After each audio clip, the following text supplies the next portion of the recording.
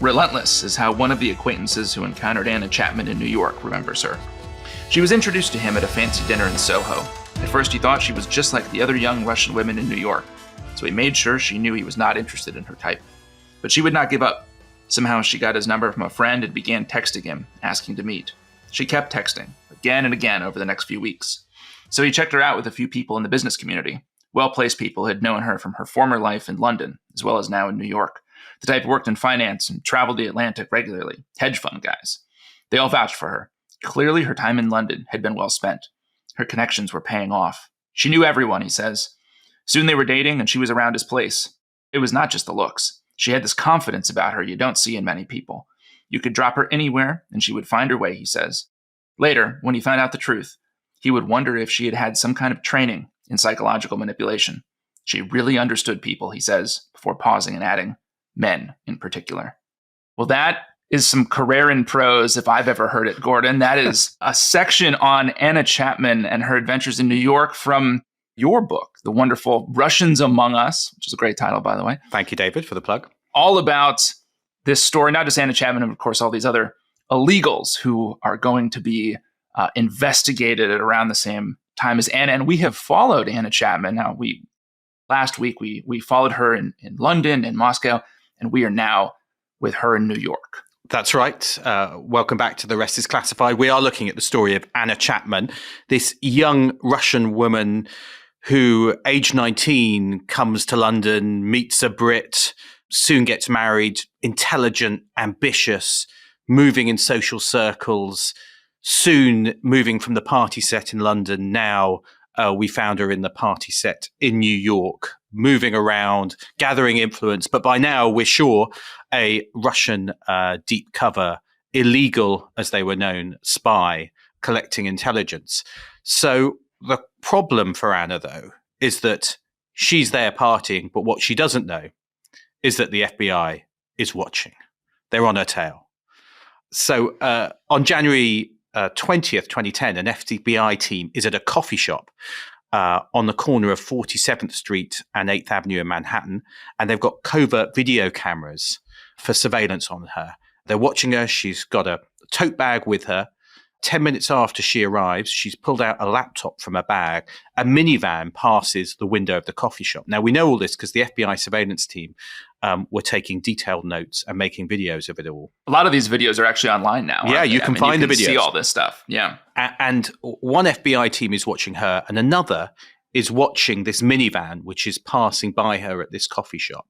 And it's being driven by a Russian official from the Russian mission to the United Nations there in New York. And what's interesting is Chapman and this Russian, who's clearly a Russian intelligence officer, are not going to speak. They're not going to meet, but they're going to pass information. And the way they're going to do it is through that laptop, which she's pulled out of her tote bag. And what it does is create a temporary wireless network through which information can flow between her laptop and one in the minivan. So it's not going, if you like, over the regular internet where information can be collected and swept up by American intelligence, but over a private connection between those two laptops. And by now they're watching her.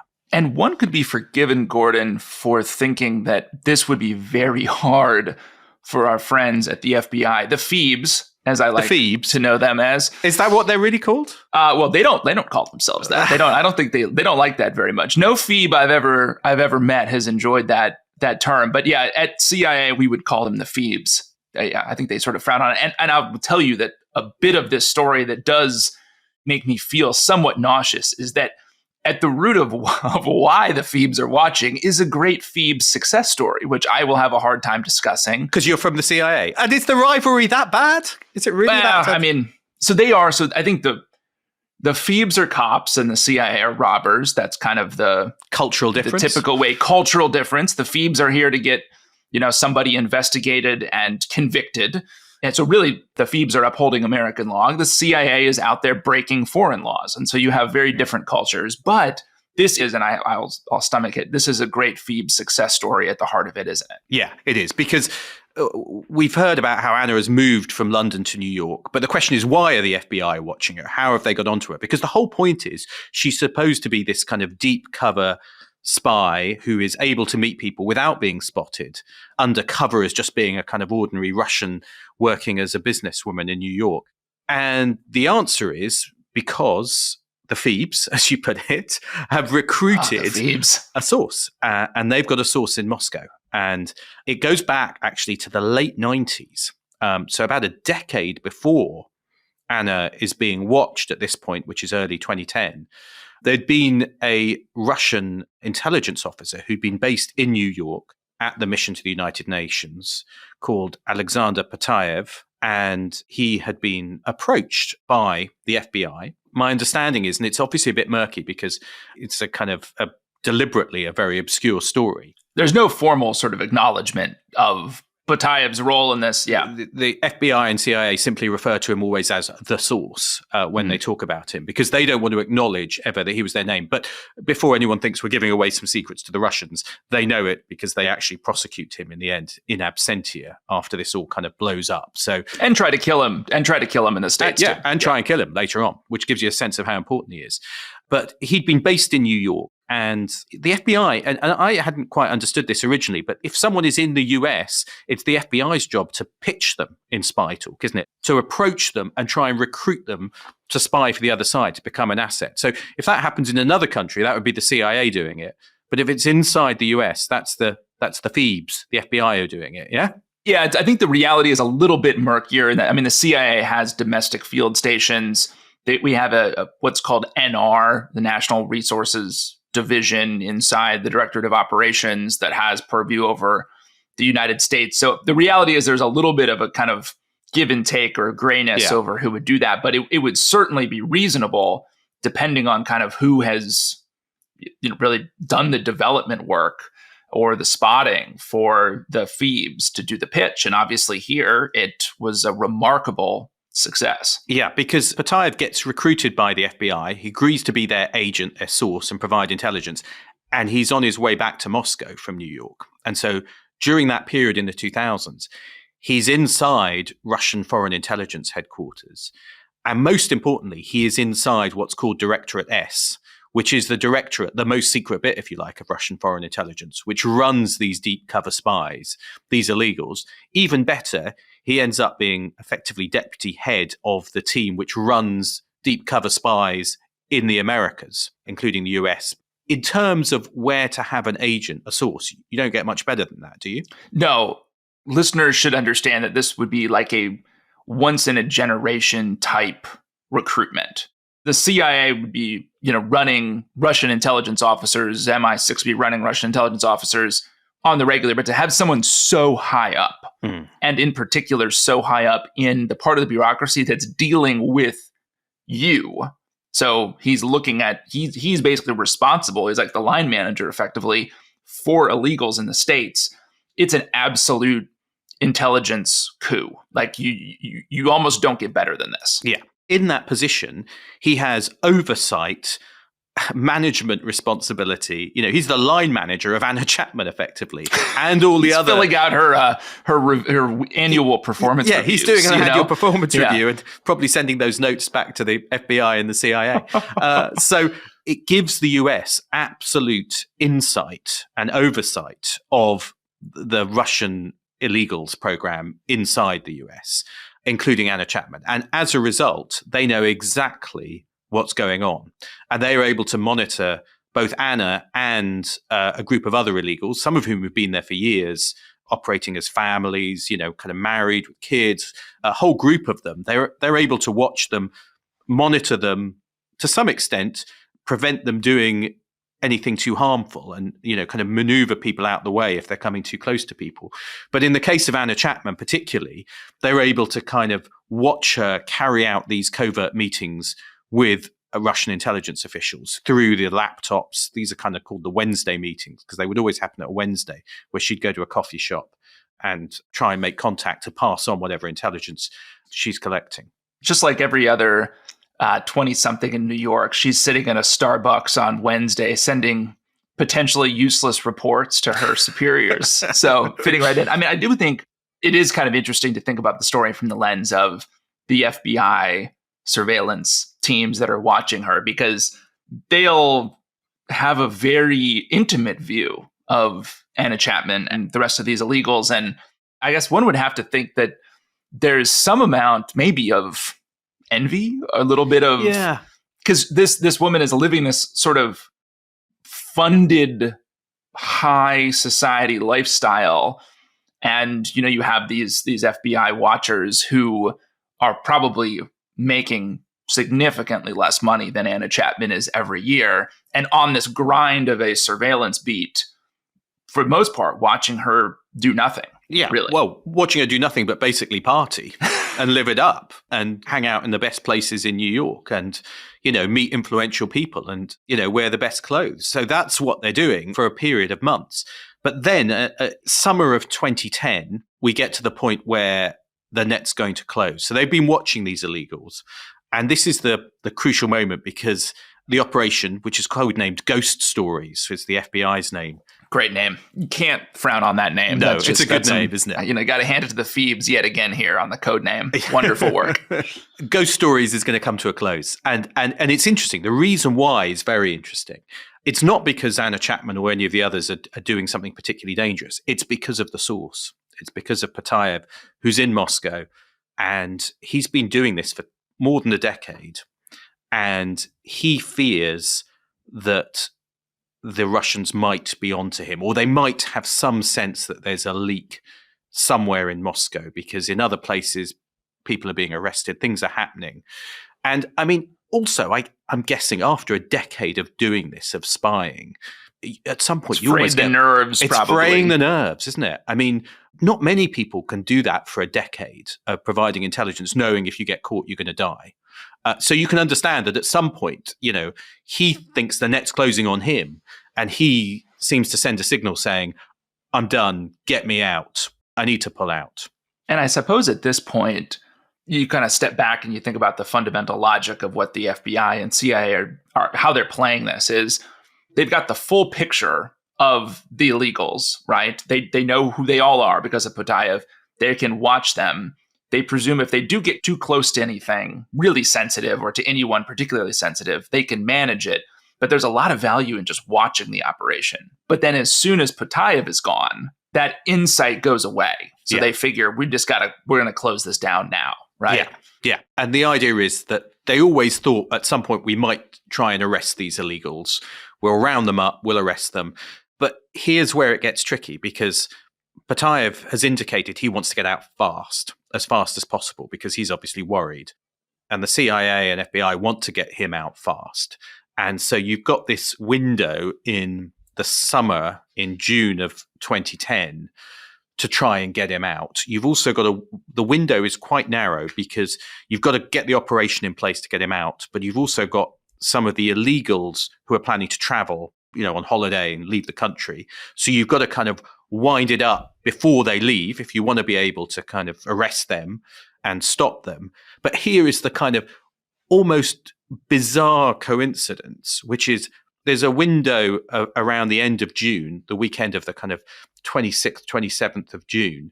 And that weekend over the end of June is when the then Russian president is also going to be in town on a very important diplomatic visit. I mean, you couldn't kind of make it up, could you, that all these things are happening at the same time?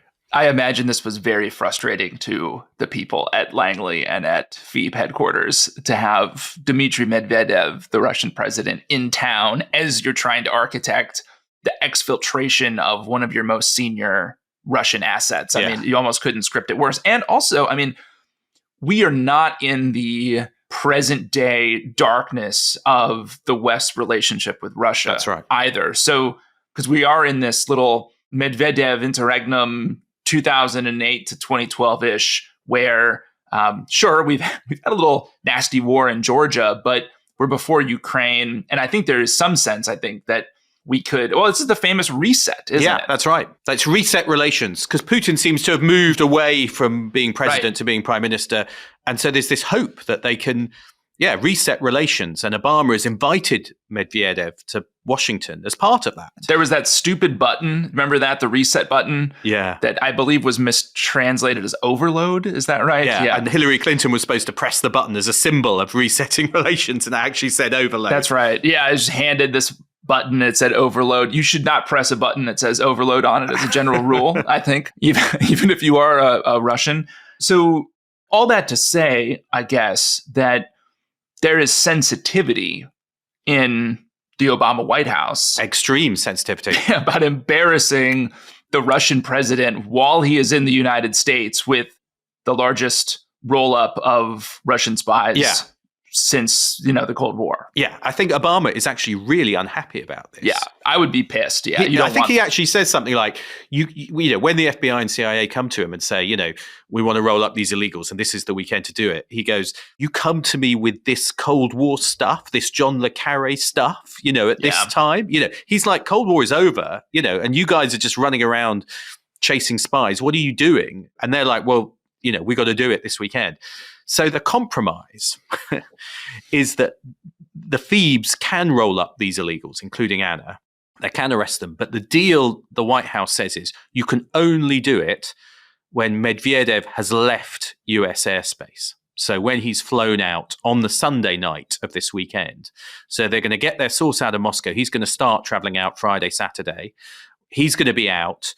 And you can only arrest the illegals on the Sunday when he's out and Medvedev is out to kind of minimize the embarrassment to the Russians, basically. Well, and we should say with Anna, right? With the other illegals, they're already here illegally using false or fabricated, fraudulent identification, right? So an arrest can be made on that basis alone. But with Anna, and this is the particularity of sort of the peculiar aspect of, I think, the way the United States prosecutes espionage cases, is they need to observe her doing something, right? Committing some act of sort of espionage or espionage adjacent acts before they can arrest her, because she's in the States legally, right? Yeah. She's in the States on a passport that says Anna Chapman. And, you want evidence. This, again, is the Phoebe mindset of they need something that will hold up in court, right? And you're sure as heck not going to go and get Putayev, the source, on the stand in the States. I mean, the level of paranoia about using, probably rightly so, about the CIA or FBI using an asset in court to try to convict someone else. Yeah. That's not going to happen. I mean, the Russia House guys and the Phoebes are never going to go for that. So they need her to do something. Yeah, exactly. They need to effectively get her to do something which is going to incriminate her. So the Phoebes cook up a plan where they're going to get one of their officers to operate under what's called false flag. So to pose as a Russian and to get her to incriminate herself effectively by doing something for him, handing over a fake passport to someone else, all kind of organized by them and controlled by them, which will then allow them to say she is acting as what's called an undeclared foreign agent. In other words, she's acting knowingly on behalf of another state without having declared it, which in the US is a crime. And so this is the plan that they've cooked up and which they're going to try and launch on that weekend of June the 26th. We now have a trap set, don't we, Gordon, for the Russian spy Anna Chapman. The Phoebes are closing in, and it is, I assume, lovely Saturday in New York. It's June 26, 2010, and Anna's life is about to change forever. Yeah, she gets a phone call from a man who speaks in Russian and uses a name that she recognizes and says he's from the consulate in New York. And he says he needs to meet her urgently that day to hand something over. Now, at first, it seems like Anna is a bit reluctant to meet. I mean, she's a busy woman. This is Saturday. She's obviously got plans. And even though this is supposed to be her job, which is being a spy, she at first seems to kind of try and brush him off and say, maybe can we do it tomorrow? Well, the social calendar or the fact that this hasn't happened to her. Yeah. This is a change in it's something odd, the Camo plan, right? Yeah. But eventually she calls back, and interesting enough, she thinks she's calling the consulate, but obviously the phone, in some clever Phoebe trick, is diverted to them. And deviousness knows no bounds. Yeah. And she agrees to meet at 4 p.m. at a coffee shop in downtown Manhattan. She gets here about half an hour late.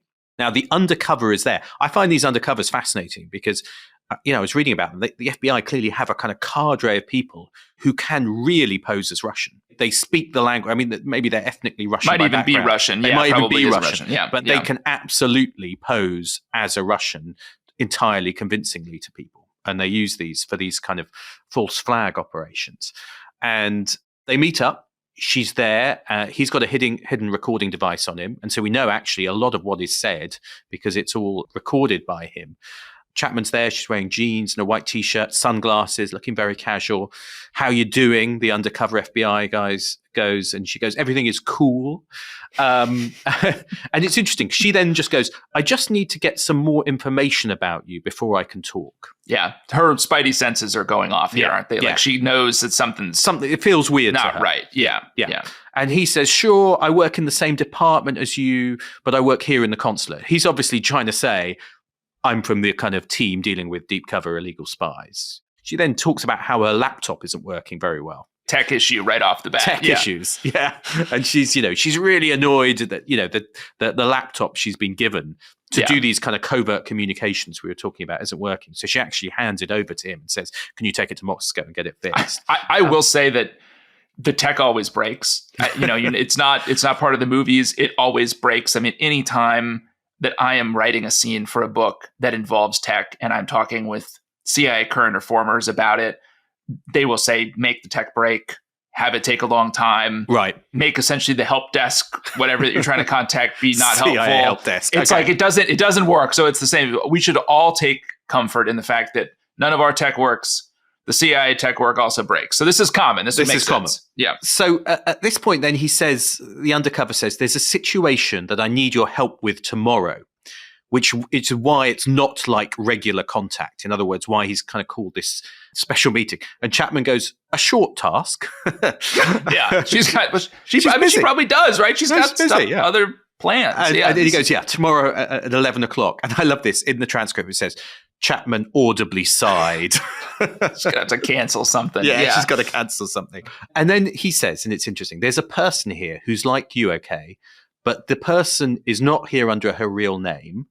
We have to give her new documents. I have the documents for you to give her tomorrow morning. And so what the documents are is a passport. Now, this is the crucial bit, because what the FBI are doing is they are making clear to Anna Chapman that this is a person here under a false name, that someone from the Russian consulate is giving her a passport to pass to someone who is in America under a false name. And that is the act which will entrap her, will incriminate her for basically acting as an agent, as an unregistered foreign agent of Russia. That's what they've got to get her to do in their mind. This is your conviction, right? The video and the recording here, again, they're thinking, and the way they had, I'm sure, gamed it out with this undercover the whole time was, we need her to take this because, and you need to say these things, these specific things to her in the conversation so that we can demonstrate for a jury and judge that she has an intent to commit espionage. And that she knows that it's a false passport and on behalf of the Russian government. So that's the point. And then he says to her, she needs to be at a bench the next day, 11 a.m. near the World Financial Center and hand over the passport. There'd be a recognition signal. Now, I love this. The woman she meets would say, excuse me, but haven't we met in California last summer? And Chapman has to respond, no, I think it was the Hamptons. Is that kind of normal kind of spy craft? Yeah. I mean, I can't. They lifted this right out of the manual. This is the classic recognition signal, Gordon. I mean, I guess it does make some sense for Anna, in a way. I mean, this is a bit in line with her lifestyle, I think. So it's strange. It's a kind of plausible, I guess, thing to say, isn't it? So she seems to agree, but she does seem a bit nervous because she also asks him again, so you work in the consulate. Who instructed you to do this? And he says, I don't have any answers. I just have instructions. And then she says, okay, it's just really scary. So I think it's kind of interesting insight, isn't it, into what's going through her head at that time. How old is she at this point? I guess she is 2001. She's 19. So she's, just hit about, 30 or so. Yeah. To late 20s. And, again, if you kind of take the premise that her experience over the past, 5 to 10 years has been one of taking slow, steady steps forward with the Russian SVR, the Foreign Intelligence Service, I would imagine, she's not a seasoned, crusty spy here. No, I mean, this is new for her, isn't it? Yeah. This is a step up. Yeah. And I think actually, the undercover almost suggests that at one point. He goes, are you ready for the next step? Yeah. And she goes, yeah, of course. So I think they're playing on her psychology there of wanting to be a spy and proving herself, and saying, oh, well, if you are, this is what you've got to do. You've got to do this.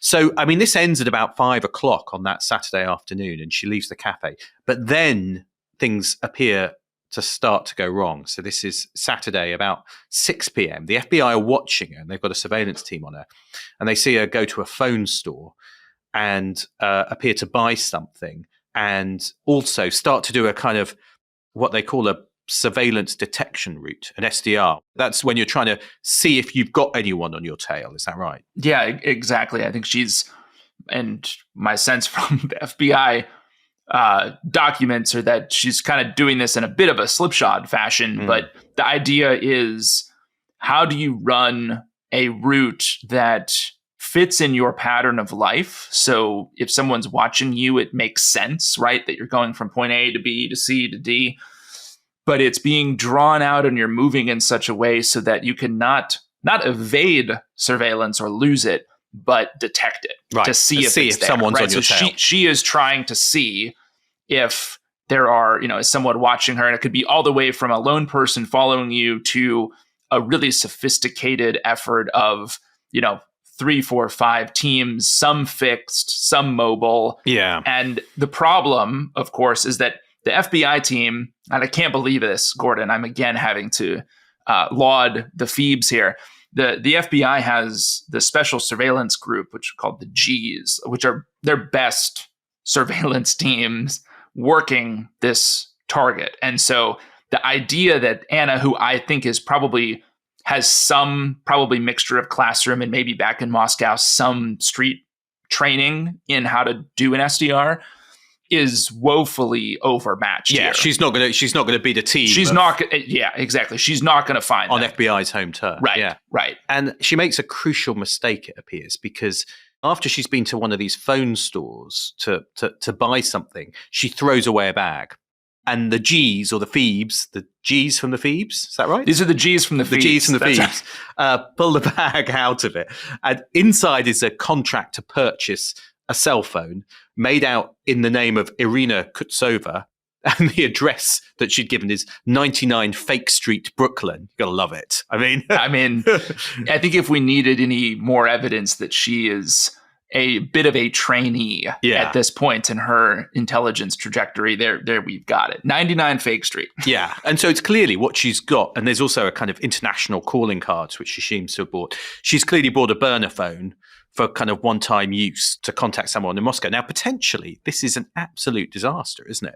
Because if she calls Moscow and says, hang on a sec, did you really send this guy to meet me? And I'm worried someone's on my trail. The whole thing collapses. If she sends a kind of warning to Moscow and then Moscow sends a warning to the other illegals and the Americans, the FBI aren't allowed to arrest them for another, 24 hours, the whole thing kind of risks falling apart.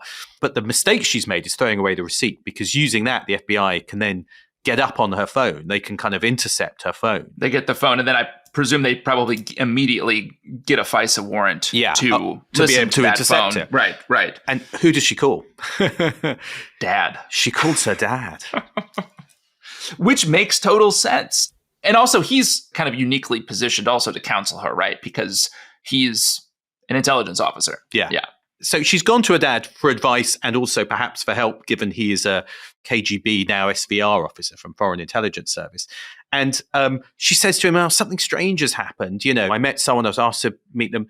I handed over my laptop to them. He says, which he appears to get, very angry about. You did what?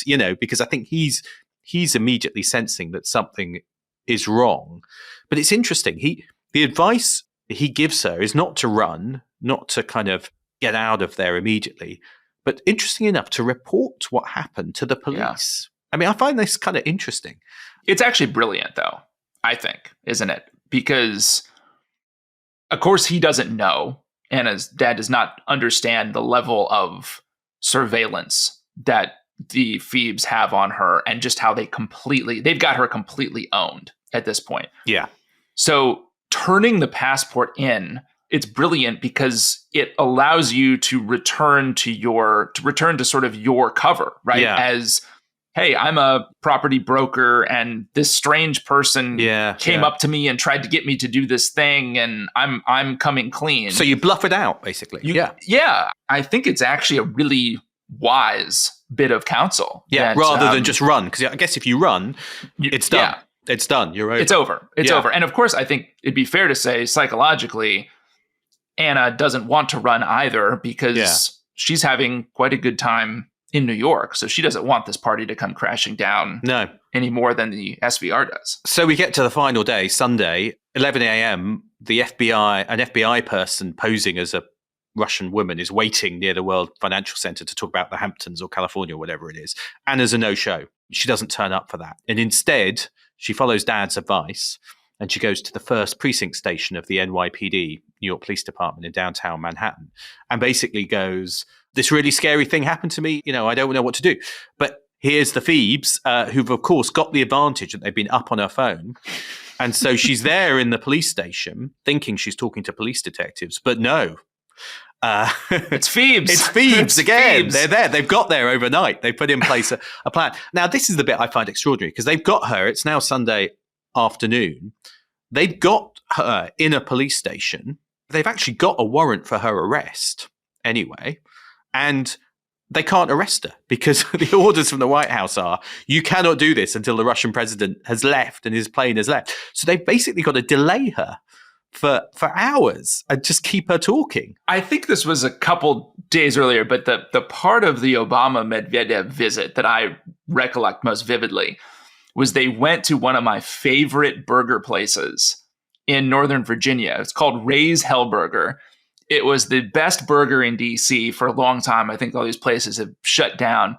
They had a great burger that had like bone marrow and all this stuff on it. It was delicious. That's right. So Obama and Medvedev are eating their burgers. I always think with this story that they're eating their burgers while the Phoebes are sweating Anna Chapman. In the NYPD station in New York. And so what they do is they just kind of find ways of delaying her. They get her to look through, I think, mugshot books of people going, is this the person you saw, when at the coffee shop? And of course, it's not going to be the person. Surprise, surprise. But they've got a lot of pictures to show us. Yeah. So they managed to kind of hold her there for hours. And all this time, the other sequences are going in place. So Patayev, the agent from the CIA and FBI, had been running in Moscow. It has got out this weekend and he's finally arriving. I think he comes out through Belarus, Ukraine, Frankfurt, and then eventually to the US. So he's arriving. So the CIA are watching that and making sure that he's got out without being stopped.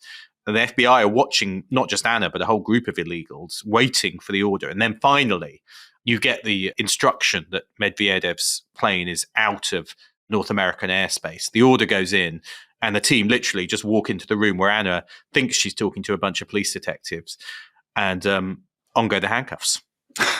And it's over. And then ensues an absolute gong show of insane headlines. Yeah. Are you aware of how mean your tabloids are, Gordon? Are you... The tabloids had an absolute field day with this. Oh, they did. I mean, almost instantly, right? Yeah. Even with the mugshot. Yeah, because 10 people got arrested, but inevitably all the attention is on Anna because of the way she looks. And, even in a mugshot, she looks quite kind of glamorous. And of course, it's tabloid fodder for New York tabloids and for London tabloids, because you've got someone who's been there in both. And you've got the tabloids immediately focusing on her, talking to her ex-boyfriends, getting details of her life. I mean, she becomes, this kind of sensation in a way as this kind of Russian spy. And that's when the caricature kind of develops that we spoke of, at the start, about her being this kind of honey trap, which, as we say, she wasn't. The rosy-haired Rusky. But that was one of your tabloids, I think you'll find. That was the New York Daily News. Well, in the Post, the New York Post, which is, maybe a kinder, gentler version of some of your Fleet Street rags, Gordon. They How wrote, dare you? "Can we keep her?" on the front page as, there's sort of rumors of a potential swap being offered. I mean, even Jay Leno, who's a late night host here in the States, had then Vice President Biden on in this time period. And Leno asks, are our spies this hot? And Biden says, oh, it's not my idea to send her back. And this is the part of the story that I just find it's a fascinating insight into the instant fusion of sex and espionage in our culture. Like, I don't know if it's the Bond effect or something like that, but the underlying assumption here is that you couldn't possibly have a female intelligence officer who was, obviously she's in training and all this kind of stuff, but like who was really working effectively or on a path to work effectively to really do something valuable for the Russian services or to collect on us, right? It's all just sort of instantly a cartoon about sexpionage, and it misses the fundamental point about the threat, I think. Yeah, absolutely. So she appears in court, but in the end, the decision is not to prosecute her and the others because they're going to be swapped for a group of people who are being held in prison in Russia for spying for the West. And 4 of them are going to be released in return for these 10 Russians or people linked to Russia who've been arrested in America. One of those, is who's coming out the other way is Sergei Skripal, who eventually gets poisoned with Novichok in Salisbury in 2018. But the swap is going to be at Vienna Airport that summer in July 2010. So it only takes a couple of weeks to organize it. And it's interesting because I remember speaking to one of the FBI officers who was, with Anna actually at the airport and then on the plane.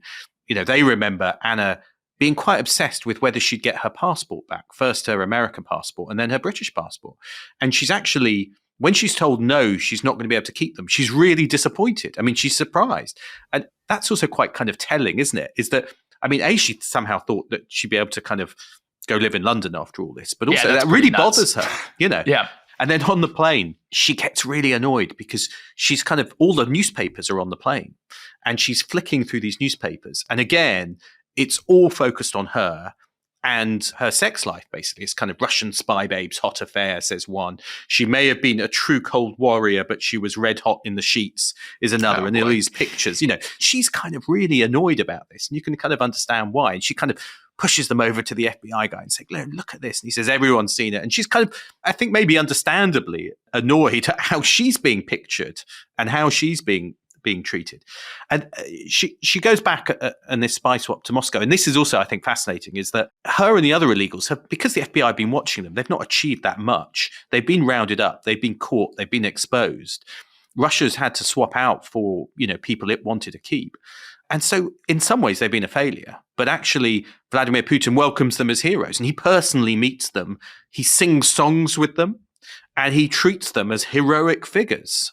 I think it tells you something about Putin as well, doesn't it? The fact that he does that. Well, and he is greeted there have been other batches of illegals swapped back, in the almost 15 years since. And he meets them at the airport. This is something that matters to him. Yeah. In some deep way. Obviously he is former KGB. We were talking in the last episode on Anna about the differences in how the Russians think about espionage and the way we might think about it. And there's a tremendous amount of value placed on these people who get into enemy societies and sort of help the Russians understand or maybe shape them. It's, I think to view it as a failure is not quite right. No, and illegals are kind of mythologized in Russian culture. And Putin himself kind of likes to say, at one point I dealt with these people when I was in the KGB. So they're treated as heroes more than anything else. And I think then Anna, it's interesting. Some of the other people who are swapped out go very quiet and almost disappear. But Anna decides to go for it. She goes for it. She goes for it. Within, a few months of being swapped out, she's at the launch of some cosmonauts who are going to the International Space Station. She's posing in Maxim magazine in a kind of quite a revealing, outfit with a gun. Almost playing to the James Bond stereotype about spies. It's interesting, isn't it? She's clearly made a decision. Well, this is what I've got. This is what I've been portrayed as. I'm going to make the most of it. You know what it reminds me of a little bit, Gordon? It's There was a young woman here in the States who recently had a video go viral across every social media network possible. She was interviewed on the street and made some comments about certain acts in the bedroom, and it went absolutely insane. And then within a couple months, she's got her own podcast. She's got, different licensing branding deals. She's got a whole brand that's sort of connected to this very kind of infamous thing, but is separate from it, building on it, more refined in many ways. And I think Anna, 10 years, 15 years later, Anna's kind of doing that. I mean, she's building a brand out of virality, and she's selling a fantasy in many ways, isn't she? It's exactly right. She's a kind of early influencer, isn't she? Who's worked out what her brand is and then decides to go for it. I mean, she gets a kind of TV show called Mysteries of the World with Anna Chapman, in which she's going to kind of reveal things on Russian TV. She's on Instagram. She's still, I think, got 500,000 followers or more than that. Yeah, it's a big Russian language account. Yeah. I mean, she's still got a show on Russia Today, I think, called Red Alert. I started watching some of the episodes of it the other day, which was all about, the kind of what the West was really up to and how, CIA and MI6 were behind all the evils of the world. So, she's built it, and she's built that brand and the Anna Chapman brand. And where are we? We're 15 years after that arrest. She's still using it and building it quite effectively. Do you remember at the time in 2010 when it first broke? I was at CIA then. And what kind of is fascinating to me is, I found out in the press just like everybody else. Right. And it's not totally uncommon, of course. CIA is a big place, and I was working on the Middle East. And so it was not abnormal to discover things in the press that are going on in other parts of the world. But it's an interesting facet of kind of the CIA's Russia culture, its Russia House culture, that it is so insular.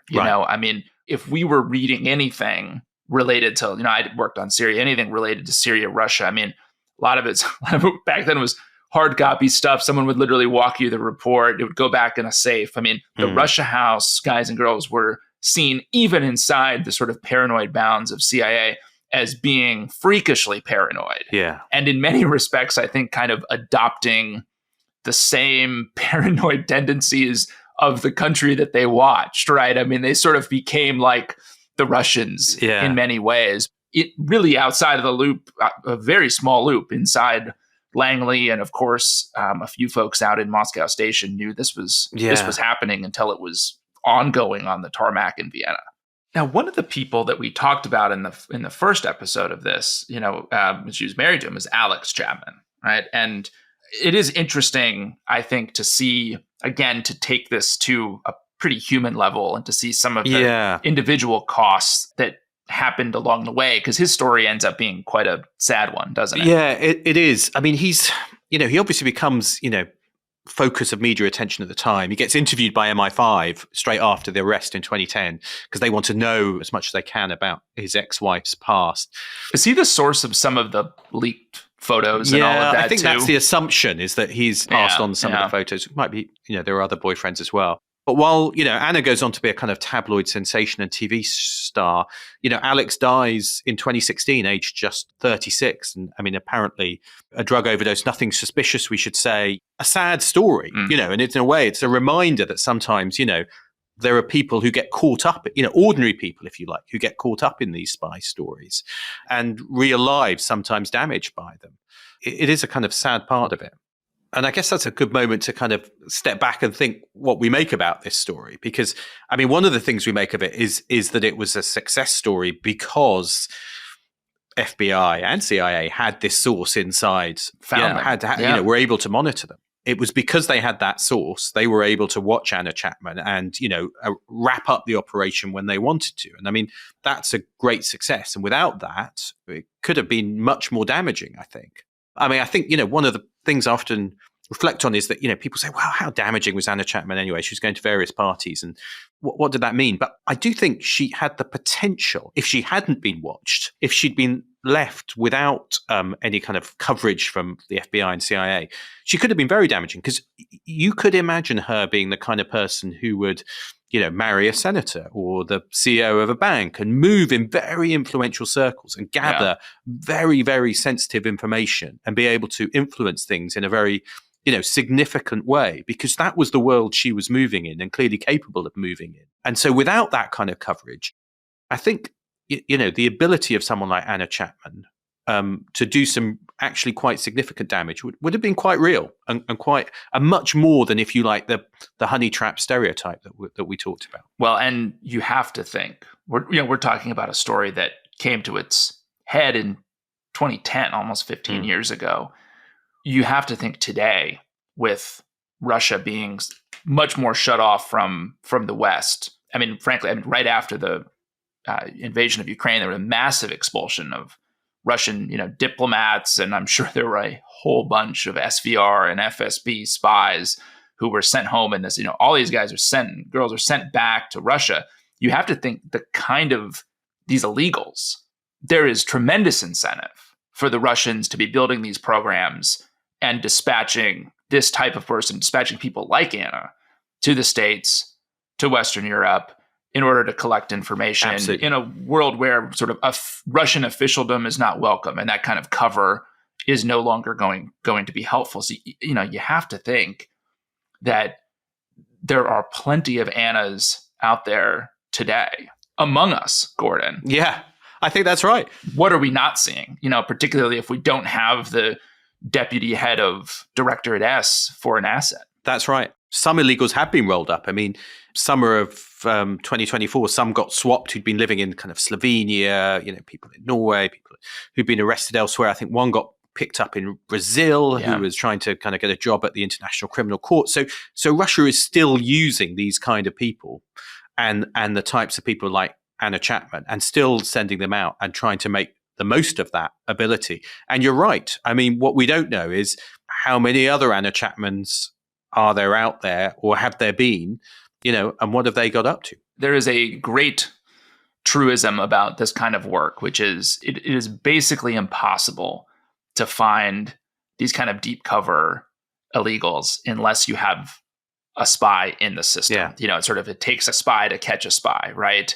And so I think even though there are some definitive Cold War vibes over this whole thing, it's a very modern story in which penetrating the other side's intelligence service continues to have massive value, because you just cannot see these networks unless you get someone inside kind of the belly of the beast to report back. Yeah. History doesn't repeat, but it rhymes. I mean, I think there would be plenty of reasons. I mean, I think this is maybe a good place to close, Gordon, with a great Rest is Classified dose of paranoia about the Russians. But there's great reason to think that there will be more Anna Chapmans down the line at some point in the future. Indeed. Well, thanks for listening to The Rest is Classified, and we'll see you next time.